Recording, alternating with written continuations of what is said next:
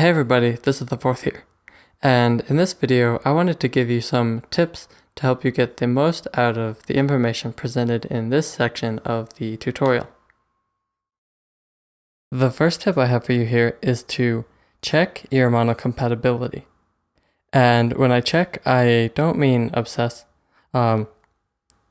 Sometimes when beginners hear about the need to check that your mix is monocompatible, they will start to obsess a little bit. But you don't really need to obsess about it. I will go into more depth about kind of what you should pay attention to, what you should look for when you're checking your monocompatibility, and how to check your monocompatibility in the next video in this tutorial series. So if you do want to learn more about that, I definitely recommend you watch that video, because I will go a lot more into depth about that. The second tip I have for you here is to vary your stereo widths. Sounds with a nice stereo width tend to sound better than the same sounds played back in mono. So because of this, you might be inclined to give many of your sounds a very full, wide stereo presence, but this might not be a good idea. While mixing, it is important that you make your decisions based on the mix as a whole and not on making individual sounds sound as good as possible. So on their own, these sounds may sound best with these nice wide stereo widths, but when they all play together in the mix, the result might be some muddiness. Everything is occupying the same space, which actually produces less of a sense of space, and certain sounds might get buried or lost in the mix, and it's just not going to be very appealing. So this is why I think it's a good idea to vary the stereo widths of your sounds. Keep some mono, keep some kind of wide, and have others be very wide. Or have some sounds panned far left, some far right, and others, maybe halfway to the left and halfway to the right, and so on. And so an example of this is in a remix I did for Thing Called Love. And this is with the bass and the pad. So you can hear if I play just the bass, it is completely mono.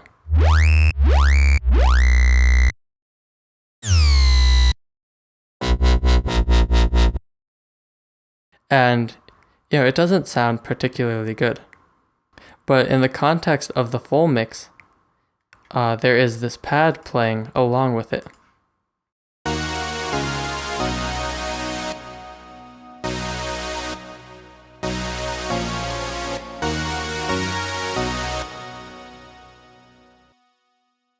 And when that pad plays with those basses, it sounds a lot better.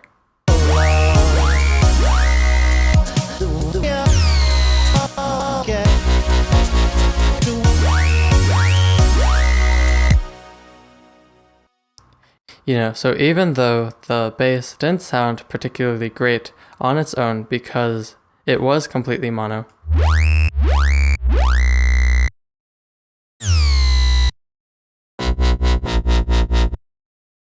when it's played in the full mix along with that pad sound, it really sounds quite good.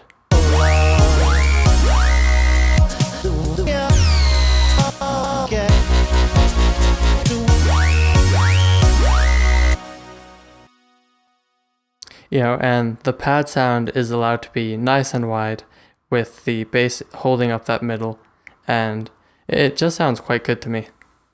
So I do like to vary the stereo widths of my sounds and keep some sounds mono while other sounds are very wide and all that stuff.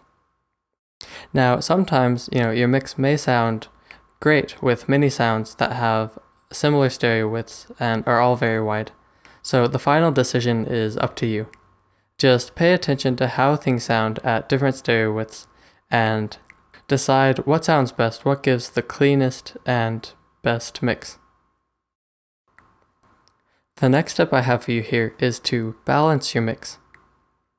So when people say that you want a balanced mix, they are often referring to the frequency spectrum.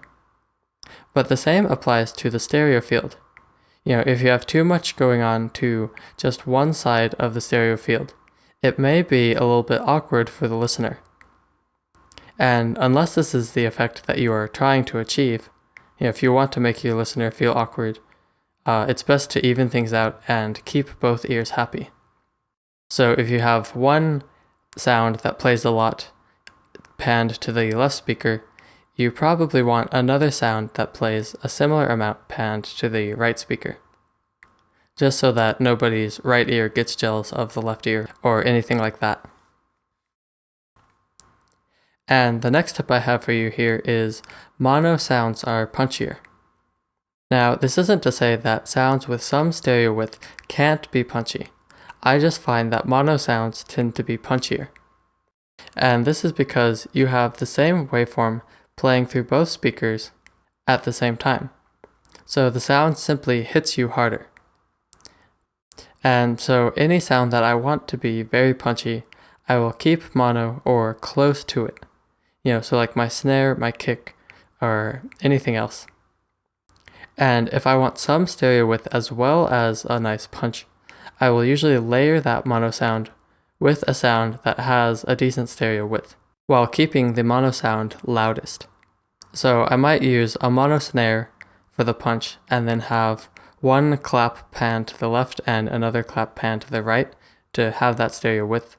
Or, I might add some stereo white noise to it. Or, any number of things to add a little bit of stereo image while keeping the punch mono. And my next tip kind of goes along with what I was just saying, which is for a huge sound, layer mono sounds with stereo. Because like I said, mono sounds tend to be punchier, but at the same time, a nice stereo width is great to fill out the sound and have it sound really big and wide. So if I want a huge snare, lead, kick, or whatever, I will often start with a strong mono layer and add a nice fat stereo layer to really fill out the stereo field.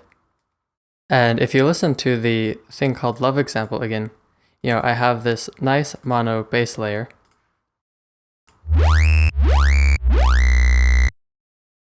along with this really wide pad layer,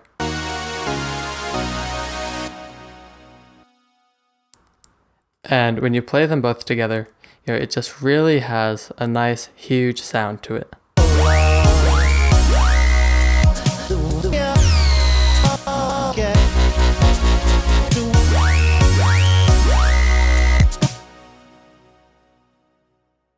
And so, you can use that for lead sounds, drum sounds, whatever you want, if you want a really huge sound. And my next tip for you here is don't always use hard panning. This is similar to the point that I made earlier about varying your stereo widths. You don't always want or need to pan things 100%.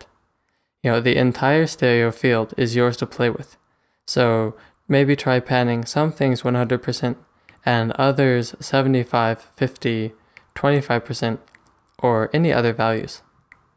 100% panning gives you a nice wide stereo sound.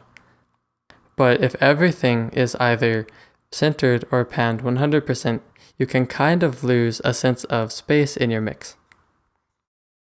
And like everything else in mixing, this isn't a rule, it's just an idea, so listen to your mix and see what sounds best to you.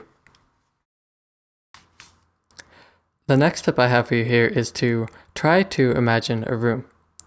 It's kind of cool and can be quite helpful to imagine your mix existing in a room.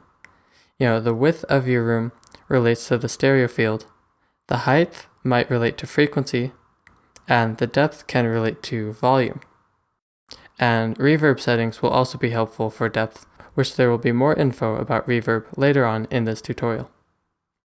So when you think about giving each sound its own space in the mix, which is advice commonly given, you can kind of imagine giving each sound its own space in this imaginary room.